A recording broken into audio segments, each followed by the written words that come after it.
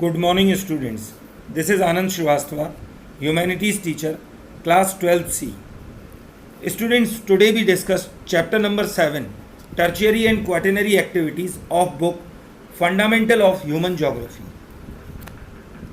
Students, in the starting of first para, book आपसे बोलेगी कि जब आप बीमार होते हैं तो एक डॉक्टर के यहाँ जाते हैं, जब आपको पढ़ना होता है तो आप एक टीचर के पास जाते हैं. यानी फर्स्ट पैरा हमें कुछ ऐसी जॉब्स के बारे में, ऐसी सर्विसेज के बारे में बताएगा जिसमें हमें कुछ सामान तो नहीं मिलता है, बट लेकिन हम लोग आसानी से उस फैसिलिटी को प्राप्त कर लेते हैं कुछ पैसों के बदले. ये उन लोगों का स्किल होता है और इस सेक्टर को टर्शियरी सेक्टर बोला जाता है. हम सभी लोग टर्शियरी सेक्टर के एम्प्लॉई हैं. अब अगर हम सेकंड पैरा को देखें तो सेकंड पैरा हमें बताता है कि दुनिया के अंदर बहुत बड़ी संख्या में लोग प्राइमरी सेक्टर में काम करते हैं और दुनिया के अंदर बड़ी मात्रा में लोग टर्शियरी सेक्टर के अंदर भी काम करते हैं, जहां पर स्किल्स उनका सहारा बनती हैं. एक साधारण सी संख्या कामगारों की आपको सेकेंडरी सेक्टर के अंदर मिलेगी. बच्चों, यहाँ मैं एक डिफरेंस और बताना चाहूँगा. वो डिफरेंस ये है कि जो डेवलप्ड कंट्री है अमेरिका जैसा, यहाँ पर आपको 75% लोग टर्शियरी सेक्टर के अंदर काम करते मिलेंगे. लेकिन इसके उलट एक आप डेवलपिंग कंट्री को लेंगे तो यहाँ पर प्राइमरी सेक्टर में लोग ज़्यादा काम कर रहे होंगे, टर्शियरी सेक्टर में लोग कम काम कर रहे होंगे. अब अगर स्टूडेंट्स हम तीसरे पैरा की बात करें तो तीसरे पैरा में बताता है कि टर्शियरी सेक्टर में दोनों चीज़ें इंक्लूड होती हैं, जैसे कि प्रोडक्शन है और एक्सचेंज है. यानी कि नई चीज़ों का निर्माण भी यहाँ होता है और एक्सचेंज भी होता है.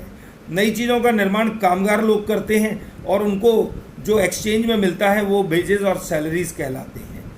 इसके अंदर trade, transport and communication facilities ये सभी काउंट हो जाती हैं.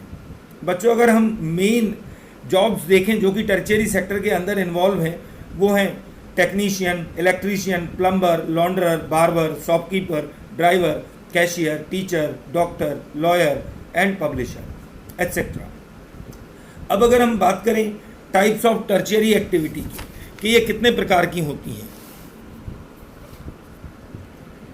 तो सेकंड पेज पर आपको एक ड्राइंग मिलेगी जिसके अंदर फ्लो चार्ट के तौर पे उसको दिखाया गया है. और आप देखें तो टर्शियरी एक्टिविटीज़ 3 टर्म्स में यहाँ पर डिवाइड हैं, 3 पोर्शंस उनके किए गए हैं.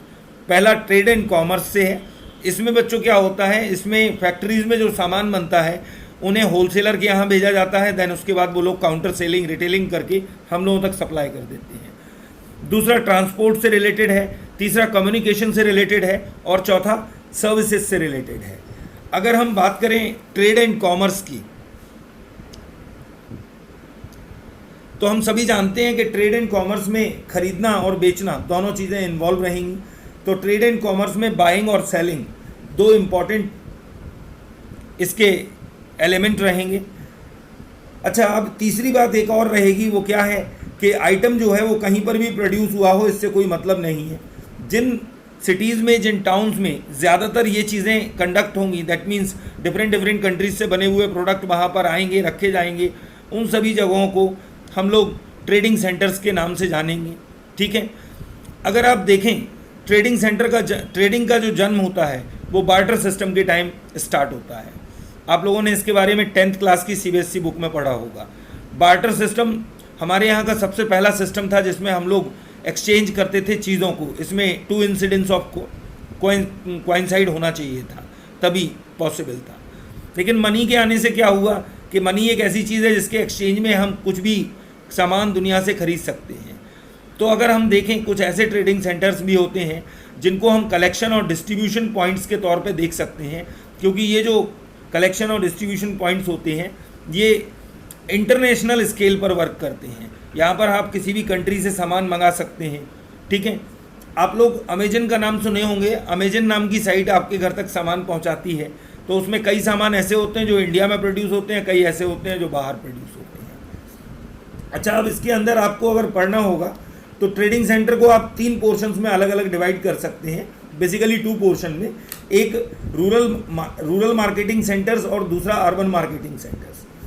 अच्छा, जैसा इनका नाम है रूरल मार्केटिंग सेंटर और अर्बन मार्केटिंग सेंटर, तो आपको समझ जाना चाहिए कि रूरल मार्केटिंग सेंटर वो है जहाँ पर आपको रूरल एरियाज से जुड़ी हुई सारी चीज़ें मिल जाएंगी। यहाँ आपको ट्रैक्टर से जुड़ी हुई फैसिलिटीज़ जल्दी मिल जाएंगी, एग्रीकल्चर से जुड़ी हुई फैसिलिटीज़ वर्ल्ड लेवल की जल्दी मिल जाएंगी। But it may be possible if you wanted to purchase a 5-star AC और 5-star any electrical advance equipment, then you can't get there. दूसरे नंबर पे अगर हम देखें तो इंडिया के अंदर एक और कंपोनेंट है, वो क्या है, वो ये है कि हमारे यहाँ पीरियोडिक मार्केट्स लगते हैं। अब ये पीरियोडिक मार्केट्स क्या हैं? आपने कभी कभी त्योहारों पे मंदिरों के पास मेले रेगुलरली एक डिफरेंट साइकिल में लगते हुए देखे होंगे कि जब त्यौहार पड़ता है तो वहाँ पर मेले लग जाते हैं। अगर आप इन पर गौर करें, यहाँ मिलने वाले प्रोडक्ट्स के बारे में गौर करें, तो आपको समझ में आएगा कि यहाँ पर जो भी चीज़ें मिलती हैं वो सभी घरेलू उपयोग की होती हैं, खेती किसानी से जुड़ी हुई होती हैं। इसीलिए इन पीरियोडिक मार्केट्स की भी इम्पोर्टेंस बहुत बढ़ जाती है। Then we talk about urban marketing centre. ये वो जगह होंगी जहाँ पर आपको सभी एडवांस क्वालिटी के गुड्स मिल जाएंगे, एडवांस क्वालिटी की चीज़ें मिल जाएंगी। आप यहाँ पर अपनी एजुकेशनल फैसिलिटीज़ भी प्राप्त कर सकते हैं, मेडिसिनल फैसिलिटीज़ भी प्राप्त कर सकते हैं। यहाँ teachers, lawyers, consultant, veterinary doctors, काफ़ी सारी चीज़ें आपको यहाँ पर मिल सकती हैं। लाइफ काफ़ी ईजी रहेगी। Then if we talk about retail trading services, तो मेनली तो रिटेल ट्रेडिंग सर्विस जो होती है वो डिवोटेड है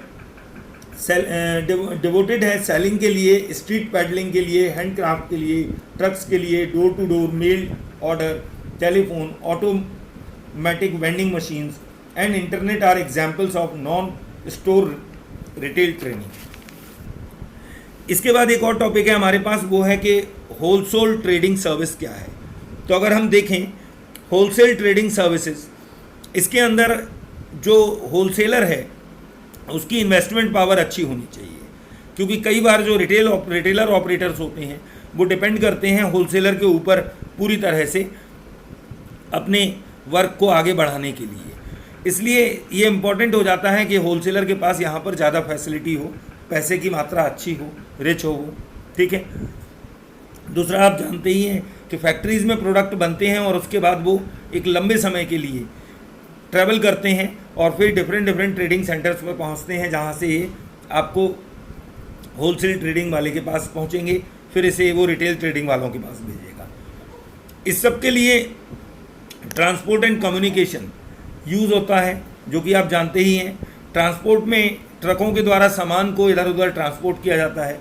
इम्पॉर्टेंट इसके अंदर ये है कि कई बार हम इस जो ट्रकों की डिस्टेंस होती है वो किलोमीटर में भी मेज़र करते हैं, और कई बार हम टाइम और कॉस्ट के हिसाब से भी मेज़र करते हैं।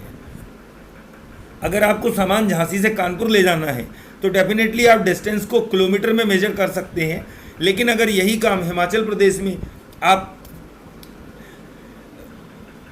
लेसर हिमालयाज़ में कर रहे हैं तो वहाँ पर कोई गारंटी नहीं है कि कितना टाइम ट्रक को लगेगा वापस लौटने में। तो कॉस्ट डिस्टेंस और टाइम डिस्टेंस के हिसाब से भी ये बिज़नेस किया जा सकता है। Students, in the next lecture we will discuss other topics of this chapter.